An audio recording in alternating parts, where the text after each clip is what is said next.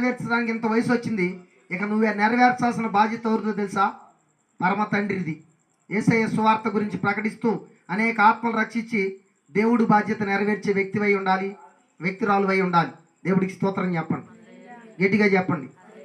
నిజమండి. కొంతమంది ఏడుస్తారు, అయ్యా మాకు ఈ అప్పుల్లో నుంచి బయటపడేయి, నీ పని చేస్తాం ప్రభువా, మాకు ఈ బాధల్లో నుంచి బయటపడేయి, నీ చిత్తం నెరవేరుస్తామయ్యా, మాకు స్వేచ్ఛ ఇస్తే ప్రభు, మమ్మల్ని దీవిస్తే బ్రేక్ టవర్లోనే బ్రతుకుతామయ్యా, మాకు సహాయం దయచే ప్రభు అని ఏడుతారు కొంతమంది తల్లులు.